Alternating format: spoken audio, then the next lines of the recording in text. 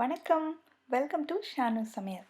இந்த வீடியோவில் வீட்லேயே எந்த விதமான எசன்ஸ் கலர் எதுவுமே சேர்க்காம ரொம்ப ஈஸியான மெத்தடில் மேங்கோ ஐஸ் எப்படி பண்ணுறதுன்னு பார்க்கலாம்.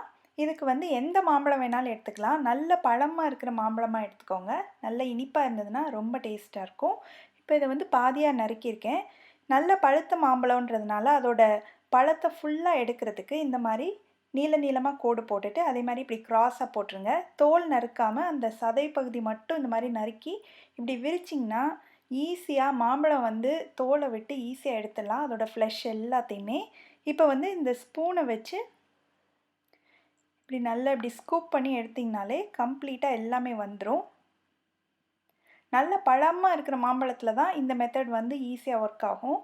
இல்லை தோல் சீவ முடிஞ்சதுன்னா நீங்கள் தோல் சீவிட்டும் இந்த மாதிரி சின்ன சின்ன துண்டுகளாக வெட்டி எடுத்துக்கலாம். இது ஃபுல்லாக எடுத்ததுக்கப்புறம் எனக்கு கிட்டத்தட்ட 1 கப் அளவு வந்திருக்கு. அதை ஒரு மிக்ஸி ஜாரில் சேர்த்துடலாம். இது கூடவே ஒரு 1/2 கப்பு போல் தண்ணி, அதுக்கப்புறமா 2 டேபிள் ஸ்பூன் ப்ரௌன் சுகர் சேர்க்குறேன். மாம்பழம் நல்லா இனிப்பாக இருந்ததுன்னா நீங்கள் இன்னும் கொஞ்சம் கம்மியான சுகர் கூட சேர்த்துக்கலாம். இது நல்லா பியூரியாக அரைச்சி எடுத்துகிட்டு வந்துடலாம்.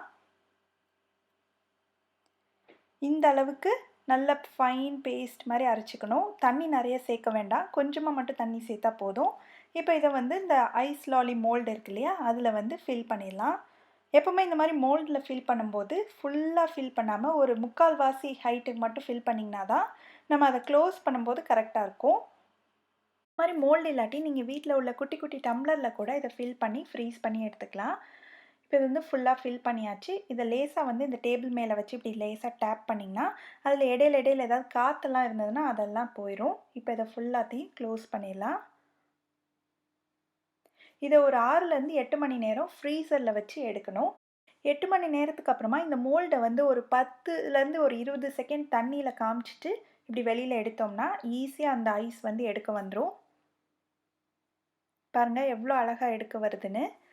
ரொம்ப கம்மியான பொருளையே வச்சு எந்த விதமான எக்ஸ்ட்ரா இன்க்ரீடியன்ஸும் சேர்க்காம வீட்டிலேயே ரொம்ப சுவையான மேங்கோ ஐஸ் பண்ண முடியும்.